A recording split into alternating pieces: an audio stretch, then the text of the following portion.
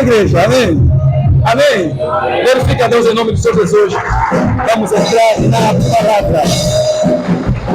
Aleluia. Amém? Vamos entrar na palavra?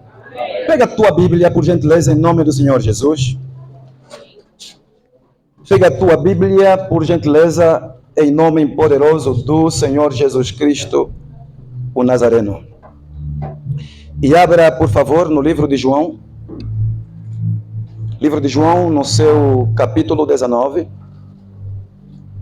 Livro de João, no seu capítulo 19. Amém? Amém. No seu versículo 30. João 19, no seu versículo 30. Diz assim: E quando Jesus tomou o vinagre, disse: Está consumado. E inclinando a cabeça, entregou o Espírito. Os judeus, pois, para que no sábado não ficassem os corpos na cruz, visto como era a preparação, pois era grande o dia de sábado, rogaram a Pilatos que se lhes quebrassem as pernas e fossem tirados. Foram, pois, os soldados e, na verdade, quebraram as pernas ao primeiro e ao outro, que com ele fora crucificado. Mas vindo a Jesus e vendo-o já morto, não lhe quebraram o quê? Não lhe quebraram as pernas. Contudo, um dos soldados lhe furou o lado com uma lança, e logo saiu sangue e água. Glorificado seja a pessoa do Senhor Jesus. Amém? Podeis sentar? Em nome do Senhor Jesus Cristo Nazareno. E de antemão, queria eu agradecer a Deus, Jeová, a pessoa do Senhor Espírito Santo, a pessoa do Senhor Jesus Cristo, o Deus da sã doutrina, o Deus dos verdadeiros profetas, não o Deus do Simão Quimbango, não o Deus do Simão Toco, não o Deus da Igreja Católica, não o Deus da Igreja Messiânica, mas sim aquele que ao terceiro dia ressuscitou dentre os mortos, está à destra do Deus Pai, cujo nome é Leão da tribo de Judá, Alfa, Ômega, princípio, fim, primeiro e derradeiro. Ele reina, ele governa sobre tudo e sobre todos. Amém? Cristo Jesus, o Nazareno. Agradeço também, em nome do Senhor Jesus, na pessoa do profeta Ramos, pelo fato de estarmos aqui partilhando daquilo que são as bênçãos do coração de Jeová. Amém? E na pessoa do apóstolo Paulo Pindale. Muito obrigado, homem de Deus. Amém? Eu sou o apóstolo, o pastor, elemento surpresa, servo do Deus vivo, inimigo de Satanás e dos demônios de forma declarada, homem que ama confronto e batalha espiritual. Eu sou apaixonado por batalha espiritual. Eu amo batalha espiritual. Isso por quê? Porque eu nasci em um berço onde, desde a tenra idade, nós já começamos a enfrentar batalhas espirituais. Amém? Amém. Sou filho. Pastor Helder, pode se levantar, por favor? Meu pai está aqui.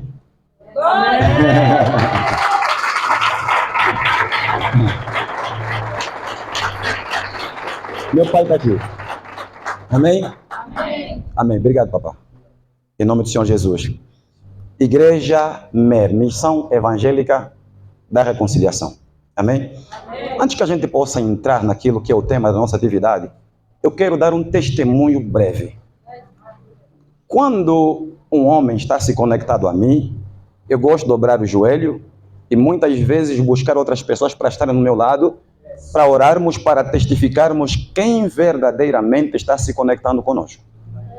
Já fui levado em tribunal uma vez por conta das verdades que eu prego e dizer que isso não pode me parar, não pode me calar. Se for para ir do tribunal, segunda vez eu vou, terceira vez eu vou, quarta vez eu vou. E se for para morrer, que seja queimado por pneus e não com tiro. Vocês entenderam? Mas tem que ser por amor a Cristo Jesus, por amor à sã doutrina, por amor ao Evangelho. Dizer que, igreja, levei em oração há 2 dias atrás, madrugada, 3 da madrugada, e enquanto orava, acompanhado com algumas pessoas, eu perguntava para Cristo quem era a pessoa do profeta Ramos. E quem aqui é filho e filha do pastor Ramos diz assim, aleluia. Permita que eu vos diga em nome do Senhor Jesus, o vosso Pai está limpo.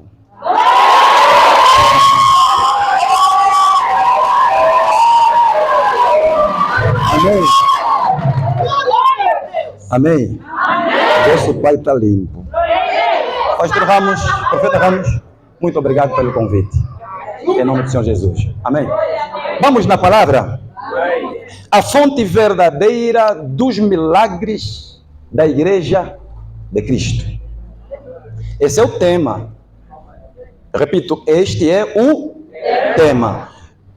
Neste tema, existem duas principais falas, ou dois principais termos, que me leva pela pessoa do Senhor Espírito Santo partilhar convosco a palavra que você vai ouvir. A fonte verdadeira. A fonte verdadeira. Não existe igreja sem fonte. Não existe igreja sem princípio. Não existe igreja sem ter uma origem. Dizer que a origem, o ponto de partida da igreja, todos nós sabemos, é quem? É Cristo. É Cristo. Agora, a fonte verdadeira dos milagres. Eu acredito que neste tema, o segundo principal ponto não são os milagres, mas é a igreja. Porque não existe milagre se não tiver igreja. E não existe igreja se não tiver aquele que é a fonte, aquele que é a Gênesis, aquele que é o começo. E o começo é Cristo. Veja, a existência de Cristo trouxe o surgimento da igreja. Amém? Amém? E a igreja, por sua vez, sobre ela, Cristo Jesus, derramara os seus dons milagrosos. Agora, igreja, eu gostaria que quem não tiver uma esferográfica, ou quem tiver uma esferográfica, anote o que você vai ouvir, em nome do Senhor Jesus. Amém? Igreja de Cristo, qual é sua definição? Comunidade global. Igreja de Cristo, definição, comunidade global, amém? De pessoas que creem que Jesus Cristo é o Senhor, que Jesus Cristo é a verdade, que Jesus Cristo é o caminho, que Jesus Cristo é a vida. E fora de Cristo Jesus, o Nazareno, não existe, nunca existirá outro Deus. Portanto, igreja, entenda, nós temos Cristo como cabeça. A pergunta que não deve se calar diante da igreja de Cristo Jesus tem de ser essa: como surgiu a igreja de Cristo? Como veio a existir a igreja de Cristo? Quando nós vamos para a palavra de Deus, para a Bíblia Sagrada, será que nós encontramos prenúncios no Antigo Testamento? Será que nós encontramos profecias no Antigo Testamento apontando que num futuro próximo ou distante, a noiva de Cristo Jesus, a igreja de Cristo Jesus viria a existir? Eu vou dizer que sim. E isso começa no livro de Gênesis. O que eu estou dizendo, igreja, pela pessoa do Senhor Espírito Santo, é que a palavra de Deus, de Gênesis Apocalipse, é cheia de prenúncios, amém? É cheia de profecias, profecias essas que apontam para coisas que têm de acontecer a uma dada altura dentro do plano e do propósito de Yahweh, o Todo-Poderoso. E a igreja faz parte do plano, do propósito de Deus, antes que eu e você fôssemos criados. Agora entenda, não existem igrejas de Cristo. Só existe igreja de Cristo. Só há uma igreja verdadeira na terra. E a igreja verdadeira na terra, meu querido, não é a igreja só do pastor elemento surpresa. Eu tenho dito em muitos lugares por onde eu passo, quando me perguntam assim, existem alguns homens de Deus na terra, na visão do pastor elemento surpresa? Eu digo, não só na minha visão, mas também na visão de Cristo Jesus. Pois a visão de Cristo tem de ser a minha visão, e a minha visão tem de ser de Cristo. Se na visão do meu pai, existem muitas igrejas de Deus, por que eu vou contradizer meu pai? Eu tenho de estar conectado com aquele que é o princípio, a Gênesis, a origem de tudo. Agora entenda, igreja de Cristo é só uma. Amém. Eu falava para os meus filhos, quando nós estivermos na atividade, não glorifiquem unicamente o momento em que o pastor, o vosso pai, estiver pregando. É pecado. Quando subir um homem de Deus e estiver a pregar, entenda, se você sabe e sente na alma a testificação do Senhor Espírito Santo de que o que está sendo pregado é a verdade, glorifica a Deus em nome do Senhor Jesus. Agora, se você vê heresia, então descarta. Mas repito, a igreja verdadeira é só uma. Agora, estamos espalhados. Estamos espalhados. Há pouco tempo, o pastor que aqui teve pediu-nos para darmos as mãos e orarmos para a unidade. E eu também concordava. Senhor Jesus, traga a unidade. Por quê? Porque não há unidade entre nós. Veja, por exemplo, cá no Ambo, eu já estou há mais de 10 anos no Ambo. Sou casado. E no meu casamento, o pastor Alexandre estava presente, pôs as mãos em nós e nos consagrou também na pessoa do Senhor Jesus. Agora, homens de Deus no Ambo existem? Existem. São poucos, mas existem. Mas não somos unidos. Quando eu vejo, por exemplo, um pastor temendo convidar o pastor Elemento Surpresa por conta da verdade, a forma de como prega, aí eu fico na dúvida a quem ele serve.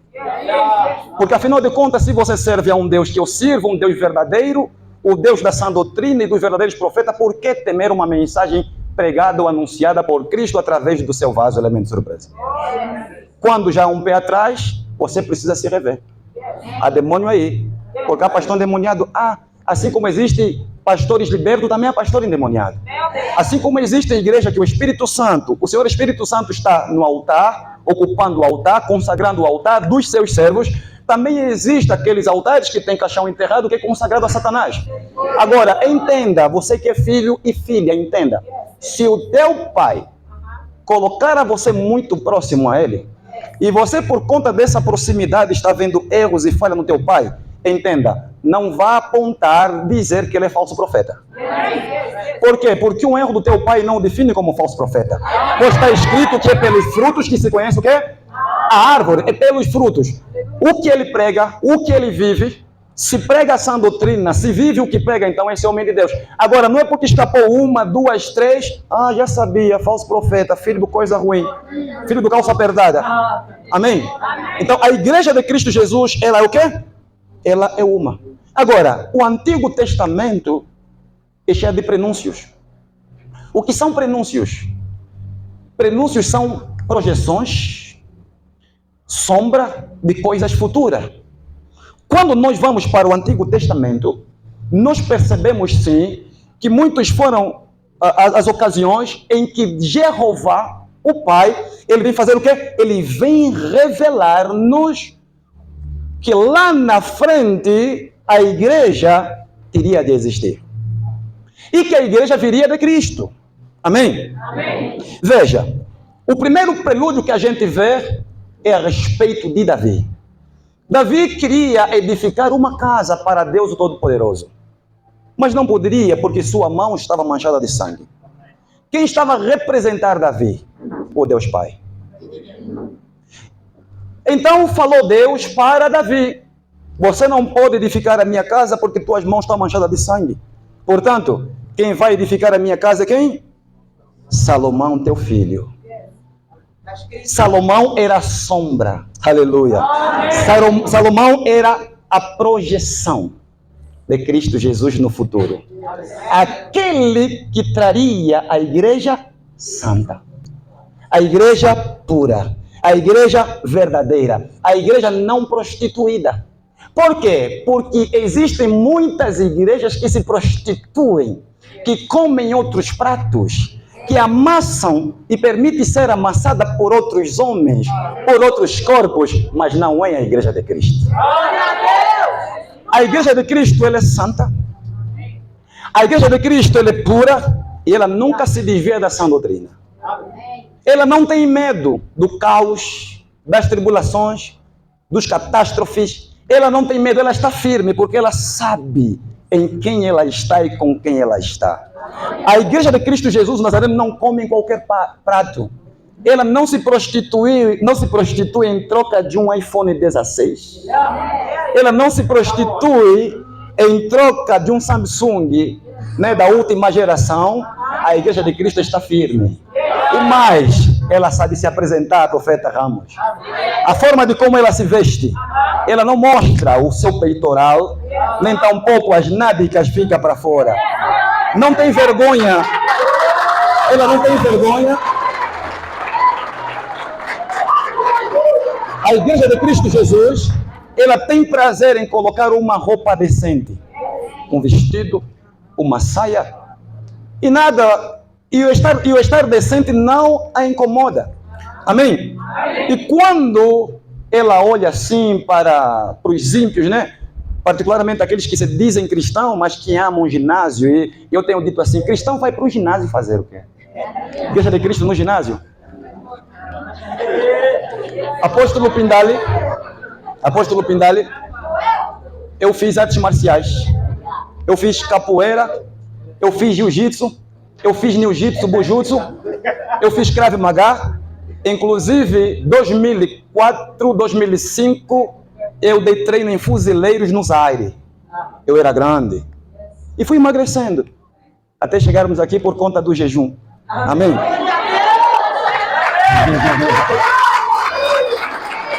Agora veja, eu estou falando com precisão. A ir para um ginásio, homem ou mulher, existem roupas específicas. E estas roupas, por sua vez, acabam desenhando o corpo, o templo de Jeová. Então você, como santa, mulher de Deus, serva de Deus, homem de Deus, vai para o ginásio mostrando, enfim, você entendeu? Mostrando tudo. Eu queria falar do jeito que falo lá na outra casa. Eu não sei se estou à vontade para falar.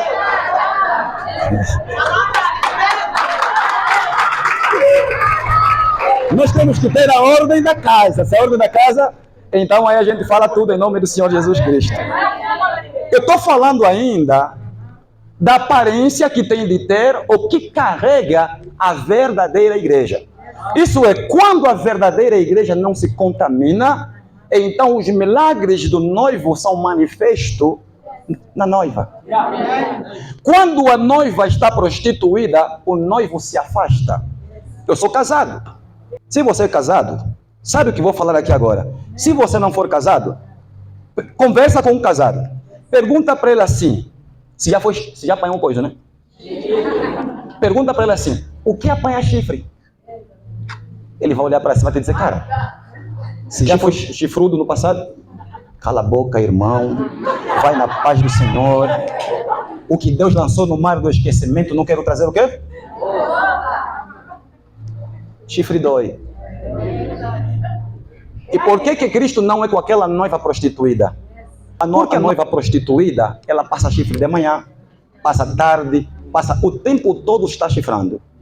Mas a noiva de Cristo, vou falar de Cristo ela não se prostitui. A esposa prostituída é de Satã. Logo, o chifrudo não é Cristo, o chifrudo é Satã. Deve ser por conta disso que ele tem chifre.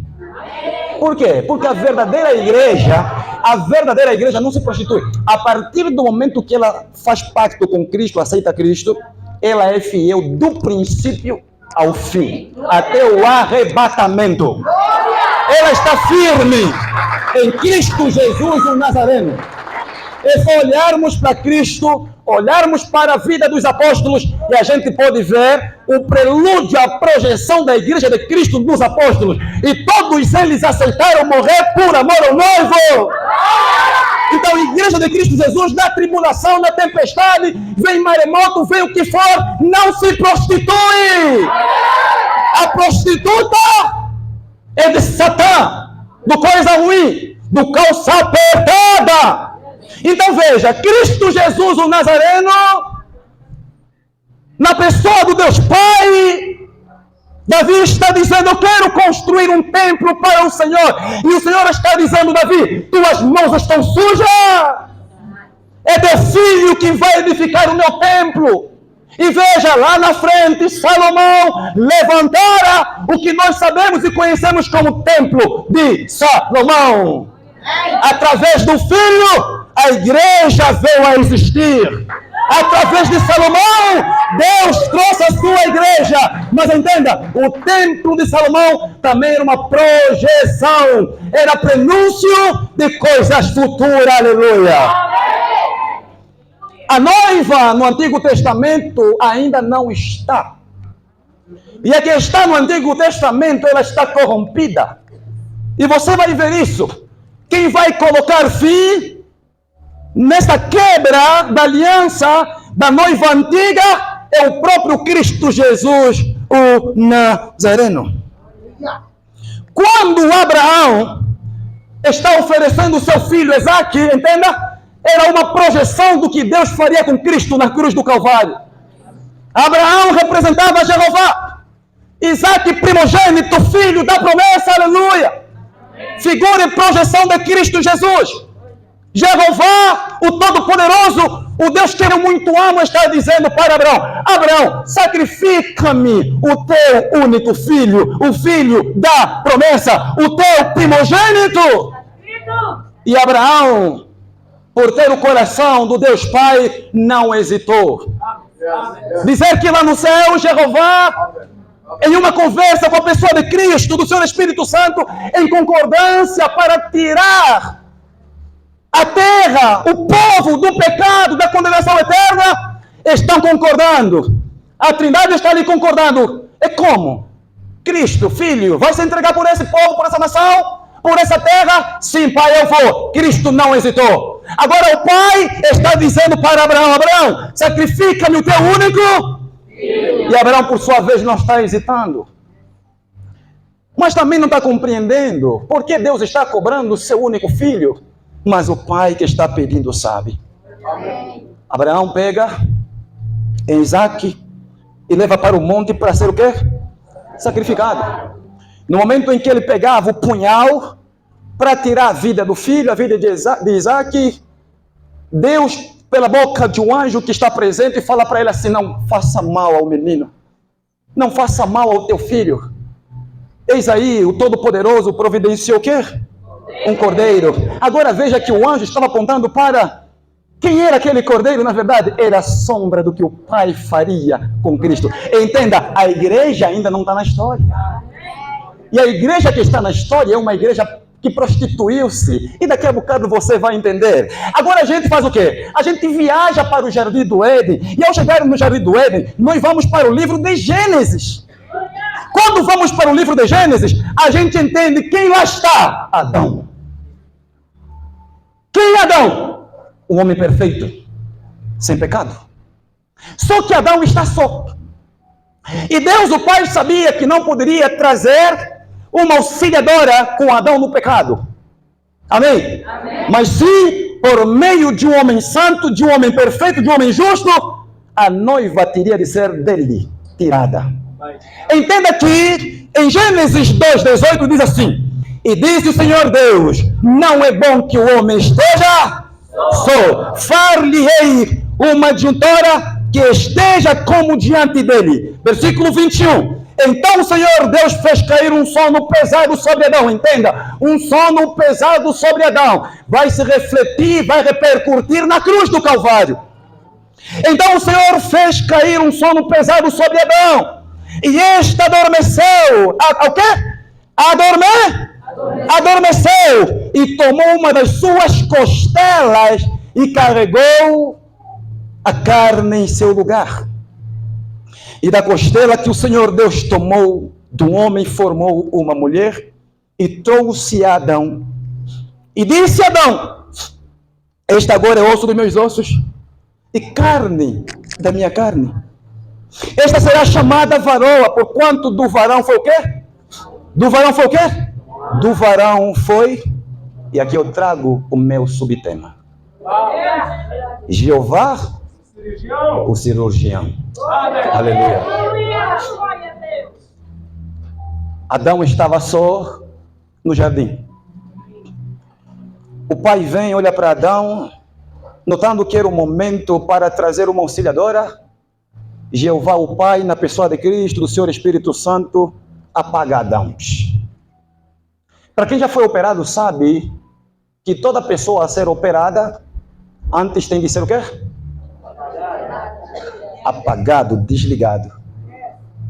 Para não ver nada, para não sentir nenhuma dor.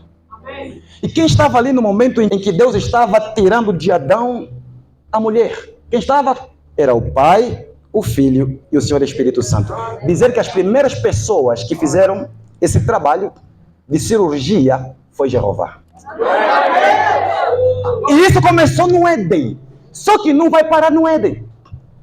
Do Adão, homem perfeito, Deus tinha uma mulher, o quê? Perfeita.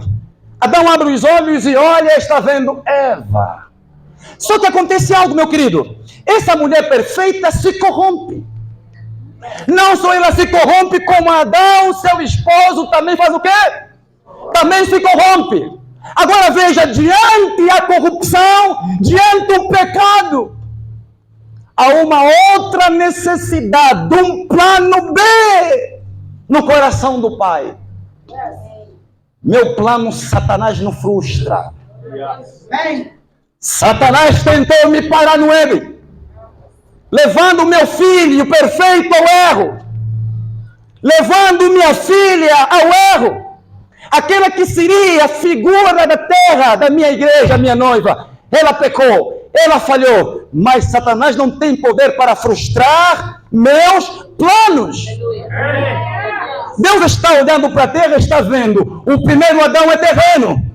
Calma aí, se o primeiro Adão é terreno e falhou, lá na frente estou olhando, Abraão falhou, Elias falhou, Eliseu falhou, calma aí, todos que eu enviei em meu nome falharam. Já percebi, o segundo Adão tem de ser do céu. Aleluia. Se o primeiro é terreno, o segundo tem de ser do céu. O segundo tem de ser celestial. Se a primeira mulher, a primeira noiva minha falhou, já percebi, ela falhou porque tem a mesma natureza de Adão, terreno. Agora, eu preciso trazer o quê? Eu vou trazer um celestial, e do celestial virá minha noiva celestial. Aleluia.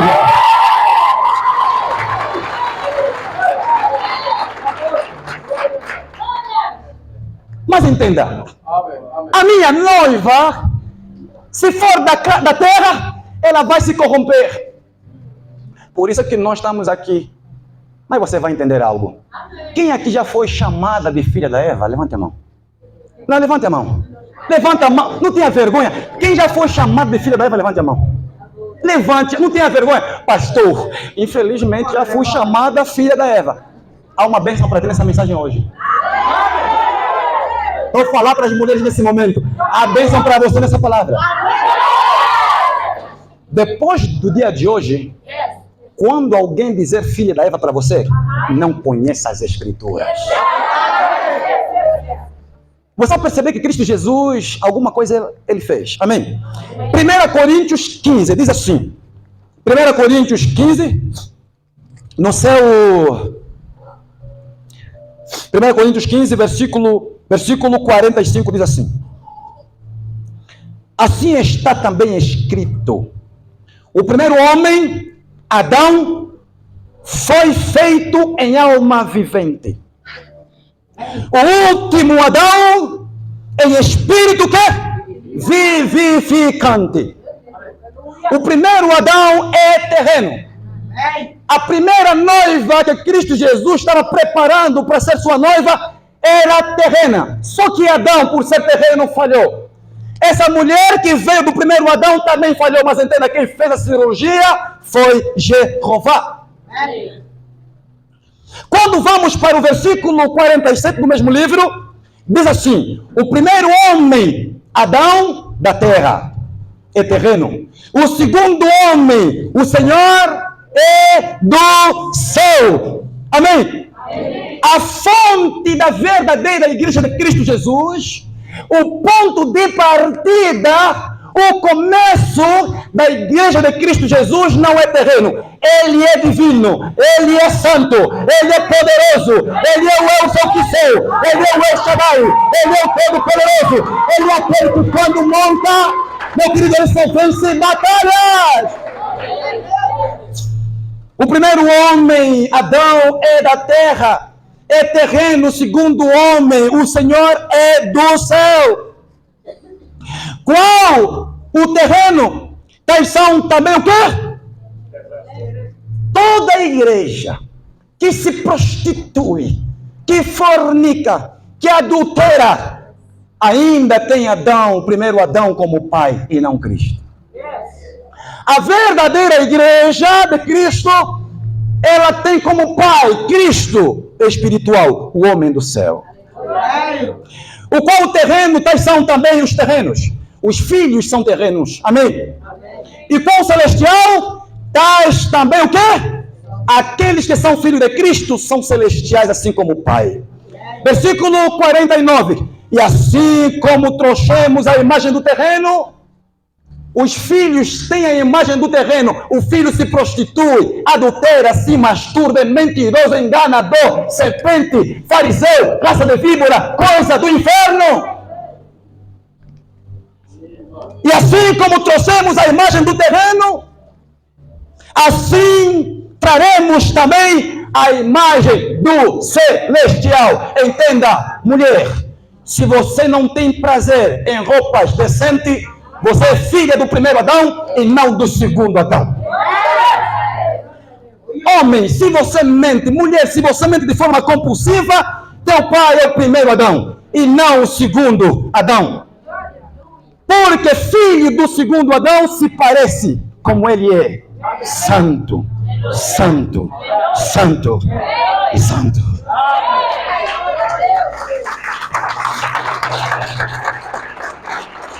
Aleluia. Meu querido, quando vamos para João 19, versículo 30, diz assim: e quando Jesus tomou o vinagre, disse: está consumado. Disse o quê? Está consumado. E inclinando a cabeça, entregou o Espírito. Entenda. Algo vai acontecer aqui, meu querido. Glória a Deus. Eva sai de um Adão perfeito.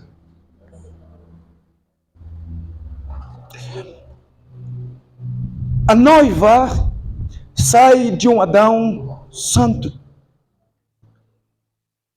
Mas entenda, antes de Eva ser tirada de Adão, Deus teve de apagar primeiro quem? Adão. E não vai ser diferente, querido. O que Deus fez com Adão no Éden, Ele vai fazer agora com o Filho na cruz. Cristo está crucificado. E sobre Cristo está todo o pecado da humanidade, todo o pecado. O pecado que começou no Éden com Adão, agora está entrando em Cristo. O pecado que entrou por Eva, agora está entrando em Cristo. Cristo está buscando dos quatro cantos da terra toda a nossa culpa, toda a nossa maldição. Cristo está trazendo tudo que não prestava sobre si. Por quê? Porque um homem santo, só por um homem santo, o pecado de Adão e de Eva teria de ser desfeito. E Cristo Jesus sem pecado. Agora veja, para a morte ter poder sobre a vida de um homem, é necessário que este homem tenha culpa, pecado. Mas Cristo Jesus era perfeito, logo nem Satanás tinha poder para matar Cristo. Nenhum demônio tinha poder para matar Cristo. Apenas o homem santo, aleluia.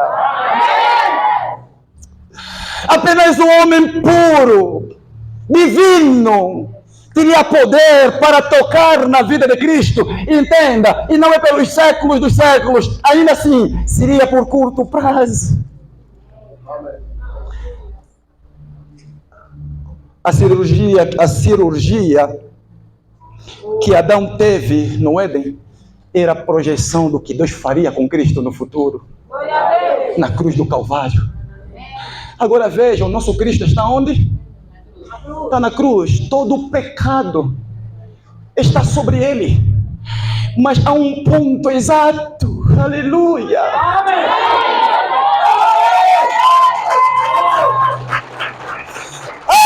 Jesus, meu amigo, meu Pai, tu estás aqui, aleluia. Há um ponto específico. Agora entenda, você que era chamada filha da Eva. Eu já te chamei filha da Eva, me perdoe. Em nome do Senhor Jesus, por quem já chamei de filha da Eva, me perdoe. Me perdoe por quê? Porque na cruz vai ser exatamente na cruz. Há um ponto, e quando chega esse ponto, Cristo Jesus, percebendo que agora chegou o momento, Ele está dizendo: está consumado! Está consumado! Está consumado! Está consumado! O pecado que entrou por Adão está destruído! O pecado que entrou por Eva está destruído! Foi na cruz! A noiva de Cristo ainda não está em cena. A noiva santa ainda não está em cena. Cristo, quando está dizendo está consumado, está esmagando a primeira noiva, está destruindo o primeiro Adão, para que surja o novo Adão, o último Adão, a nova igreja.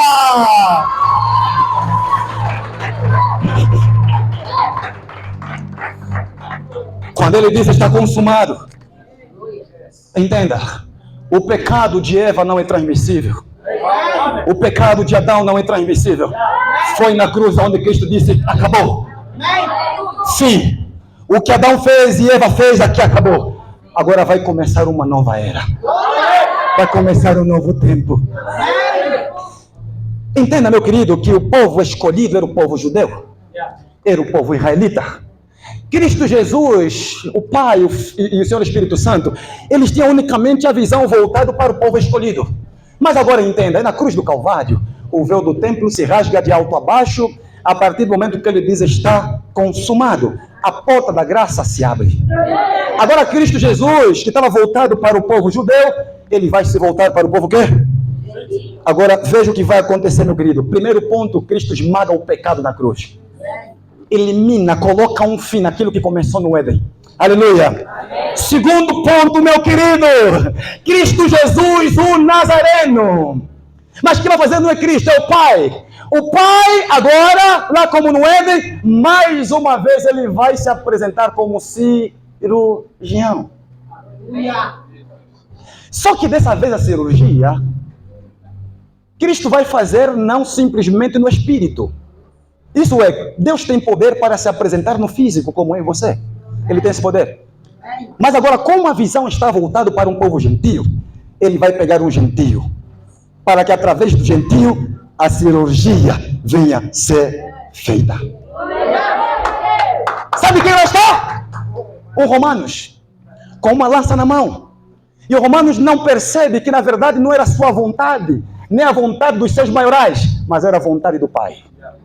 Ele se aproxima, após quebrar as pernas do homem que estava crucificado, à direita e à esquerda, agora chega diante do Messias, está morto. Não, entenda, Cristo Jesus não é que estava morto. Primeiro, ele venceu a morte e o pecado que entrou por Adão e Eva. Porque em Cristo recebemos vida, em Adão morte. Você percebeu? Em Cristo a vida, em Adão estamos mortos. Então veja, Cristo Jesus, o tempo que ali está, crucificado, na verdade Cristo não está morto. De forma provisória o Pai o apagou. Porque um trabalho tem de ser feito. Aleluia! Do mesmo jeito que ele apagou Adão por alguns minutos, ele apaga o filho por alguns dias. Porque não vai acontecer só cirurgia. Sabe o que vai acontecer também? Ele precisa ir para as profundezas. Enquanto o Pai está trabalhando com o corpo dele na cruz, Cristo está descendo no inferno. Aleluia! Está indo resgatar todo aquele que a ele pertence. Agora veja, Cristo está com sua visão voltando para o povo gentio. Está ali o romano com uma lança. E ele, não entendendo, com a sua lança, está se aproximando até Cristo Jesus. E vai abrir aonde? Era o Pai fazendo cirurgia pela segunda vez. Amém. Aleluia. Olha o que diz a palavra. Versículo 32 de João 19. Aleluia. Amém. Foram, pois, os soldados, e na verdade quebraram as pernas ao primeiro e ao outro, que com ele foram o quê? Crucificados. Mas vendo a Jesus e vendo o morto, não lhe quebraram o quê? Agora veja, versículo 34. Aqui vem a tua igreja. Profeta Ramos, aqui vem a tua igreja. Aqui vem a minha igreja. Aqui vai sair agora dessa cirurgia a verdadeira igreja. Quem é verdadeiro fica em pé e diz glória a Deus, aleluia. Ei, fica esse não maravilhoso! Aleluia! Oh Deus! Olha o que vai dizendo sobre a verdadeira noiva. Contudo, um dos soldados lhe furou o quê? Lhe furou o lado com uma lança. E logo saiu sangue e água. Quando uma mulher dá à luz, vem sangue e água. Aleluia! Assim foi gerada a igreja de Cristo Jesus. Assim foi gerada a igreja de Cristo Jesus, o Nazareno. Podem sentar, igreja. Agora veja, a igreja que lá saiu, ela é santa. A igreja que lá saiu, ela é fiel, submissa, verdadeira. Agora veja, meu querido, a noiva saiu, certo? Não basta simplesmente a noiva existir. Agora tem de existir um casamento. A noiva está na terra. A pessoa, a Jesus de Nazaré, a pessoa do Senhor Espírito Santo também, já se cumpriu Atos 2. Mas tem de existir o quê? Um casamento. E para nós que já casamos, nós sabemos que quando a gente casa diante de Deus, diante do altar, dos ministros de Deus, diante da sociedade do mundo, nós fazemos o quê? Promessas, alianças. Aleluia! Entenda, meu querido. Eu ensinei a vez passada, o que torna um homem e uma mulher uma só carne são 6 pactos. Pastor, também quer ouvir um outro dia. Senão vamos entrar numa outra palavra. O que torna um homem e uma mulher uma só carne são 6 pactos. Mas o que torna Cristo e a sua igreja uma só são 7 pactos. Eu disse 7. Deus tem 7 espíritos. A igreja do Novo Testamento são 7. Se falarmos do 7, meu querido, a Bíblia toda. Dia da semana são 7. E Deus tem com a sua noiva. Quantos pactos eu disse? 7 pactos. Pastor, é bíblico? É. Efésios 4, versículo 4 ao versículo 6. Deus não poderia casar, isso é, Cristo não poderia enviar a noiva sem antes manter um compromisso com ela. Efésios 4, versículo 4 a 6. Um só corpo. Segundo, um só espírito. Terceiro, uma só esperança. Quarto, um só Senhor. Quinto, uma só fé, que significa um só propósito, uma mesma visão. Sexto, um só batismo. Cristo também se batizou e a noiva se batizou. Eu fui batizado, você foi batizado, aleluia. Um só batismo. Sétimo, um só Deus e Pai de todos, o qual é sobre todos e em todos vós para todos sempre. Amém! Aleluia! Agora, parou por aí? Não! O noivo não vai enviar a igreja sem antes tratar com a noiva o que ela tem de fazer enquanto estiver na terra. Você casou. Agora, se você é colocada na casa, existem regras. Existem algumas questões que você precisa sentar e ouvir do teu esposo, cabeça. Amém? Amém? E aqui eu quero falar das exigências do noivo para com a sua igreja. Falei dos 7 pactos. Agora das exigências. Calma aí, o noivo tem exigência? Tem. Meu querido, se não houver exigência e a noiva não cumprir essas exigências, apóstolo Pindali, não vai ter milagre. Não vai ter milagre. Então existem princípios que precisam ser observados para que lá na frente haja o quê? Milagre. Aleluia. Primeira exigência do noivo para com a minha, para com a igreja de Cristo. João 14:15. Se me amardes, guardareis os meus mandamentos. Segunda exigência do noivo para com a noiva. Levítico 11, versículo 44. Primeiras de Pedro 1, versículo 16. Sede santo, assim como eu sou santo.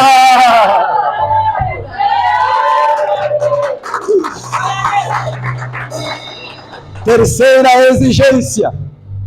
João 5:19. João 14:10. João 12, versículo 49. Mateus 11, versículo 27. Ele diz à igreja: seja submissa a mim. Não fala e não faça nada sem a minha orientação. Ela não pode se governar a si mesma, pois tem um cabeça. Isso é, o Pai, Jeová, é o cabeça de Cristo. Cristo é o cabeça da igreja. Aleluia. Quarta exigência. Mateus 22, versículo 37. Amar o seu Senhor. Amém? A sua origem. De todo o teu coração. Com toda a tua alma. E de todo o teu pensamento. Quinta exigência. Amarás o teu próximo como a ti mesmo. Sexta exigência. Amai os vossos inimigos. E bendizei os que vos maldizem. E orai pelos que vos maltratam e perseguem. Amém? Amém. E quais são os frutos dela? Porque, meu querido, tem exigência. Agora, a noiva tem de ter fruto. Quais são os frutos dela? Gálatas 5, 22. Amor, gozo, paz, longanimidade, benignidade, bondade, fé, mansidão, temperança. São os frutos da noiva. Amém? As promessas de Cristo para com a sua igreja. Pai, calma, eu não estou entendendo. Tem promessa? O que eu falei foi exigência, frutos dela. Agora o quê? Promessa. Ele vai prometer algumas coisas para ela. Mulher gosta de promessa. Amém? Amém. Nós somos casados, né, pastor Alexandre? Mulher gosta. Faça alguma promessa, mas cumpra. Cumpra. Promete e cumpra. Agora, esse noivo, ele promete. Mas ele promete para cumprir. Quando é que ele não cumpre? Ele não cumpre quando a igreja falha. Só que tem aqui um detalhe. A igreja dele nunca falha. Logo estou dizendo que as igrejas que falham não são dele. Não é noiva dele. Nunca foram noiva dele. Porque a verdadeira noiva sempre ouve a voz do mestre. É o que ele disse. As minhas ovelhas, isso é, a minha igreja conhece a minha voz. E elas me seguem. Aleluia. As promessas de Cristo para com a sua igreja são 8. Tem mais. Mas eu simplesmente sublinhei 8. João 14, 21. Eu irei me manifestar nela. Se você vê uma igreja, uma noiva que não tem manifestação do poder de Cristo, então não é noiva. Porque ele, quando promete, ele faz. Então, se ele prometeu e porventura a noiva for fiel, então ele vai fazer. Amém? Amém? Segunda promessa do noivo para com a sua igreja. João 14, 17. Eu habitarei nela, eu viverei nela, estarei com ela. João 14, 26, terceira promessa. Eu serei o professor dela, o cabeça dela, o provedor dela, o amigo dela, o guia. Aleluia! O consolador. Aleluia! Quarta promessa. Lucas 10, versículo 19. Eu dou a ela poder e autoridade para pisar sobre serpentes e escorpiões e sobre todo o poder do inimigo. Sexta promessa. João 14, 13 a 14. E tudo quanto ela pedir no meu nome, meu Pai, eu quero salvação, toma. Meu pai, eu quero casar. Toma. Senhor, eu quero engravidar de trigêmeo. És minha filha, sim, só toma. E tudo quanto ela, minha noiva, minha esposa, pedir no meu nome, eu. Aleluia. Se você é noiva, não tenha medo, peça a Santa Fé. Peça o carro do sonho. Peça a casa do sonho. Meu querido, dobre o joelho e fala: Pai, eu sou tua noiva, eu quero o terreno, quero um emprego, eu quero estudar, quero ser feliz. E Deus vai te dar se você for noiva. Aleluia. Sexta promessa: e tudo quanto pedir no meu nome, isso eu farei. Sétima promessa, Marcos 16. Marcos 16, versículo 18. Aleluia. Levanta assim a tua mão. Diga: eu tenho um poder. Só se você for a noiva. Diga: eu tenho um poder. Então veja. Sétima promessa: ela pegará em serpentes, e se beber alguma coisa mortífera, não lhe causará dano algum. Promessas do noivo para com a sua igreja. Apóstolo Pindali, a igreja nesse momento ainda não tem poder. Ela vai passar a ter poder quando ela começar a colocar em ação o que nesse momento, diante dessa sentada, está acertando com o noivo. O noivo, a essência, pois ela sentada, filha, esposa, minha querida, bebita, minha parte, costela, eis aqui as regras. E se andares de acordo a estas regras, você prosperará.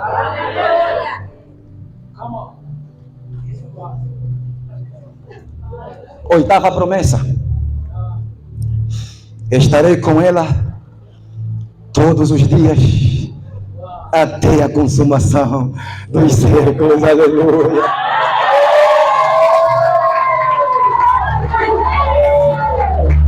Estarei com ela todos os dias até a consumação dos séculos. Agora veja, após Cristo acertar com a esposa, com a igreja, ele está ressuscitado. Ele está no monte, está com os seus discípulos, passaram-se 40 dias e 40 noites.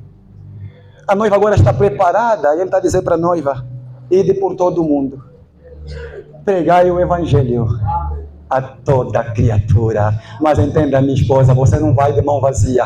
Eu te dou poder e autoridade para pisar serpentes e escorpiões.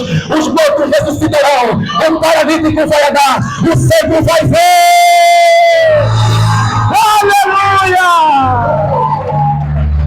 A noiva saiu. Tão logo o mestre, o noivo, subiu aos céus diante dela. A noiva partiu, e a palavra vai dizendo: aonde eles passavam, até suas sombras curavam. Aleluia.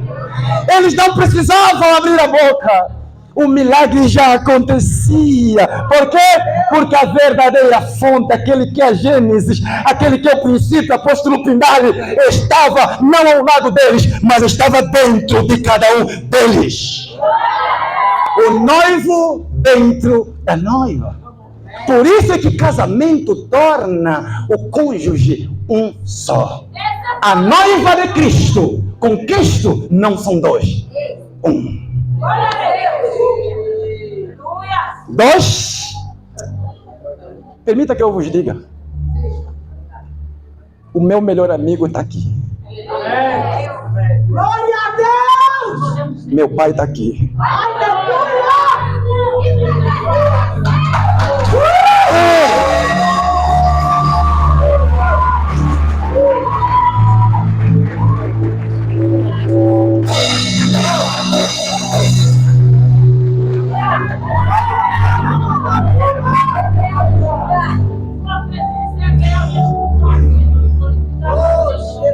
Eu não poderia subir aqui nesse altar. Para quem viu no princípio, eu tive de recuar para que ele subisse primeiro, porque eu não poderia subir sem ele. Senão poderia pregar segundo o meu entendimento e não segundo a compreensão divina. Marcos 16, 20, para fechar. E eles tendo partido, a igreja tendo partido, pregaram por todas as partes, cooperando com eles quem? O noivo, o Senhor, e confirmando a palavra com os sinais que o quê? Que se seguiram hoje e amanhã e para todos sempre. Amém!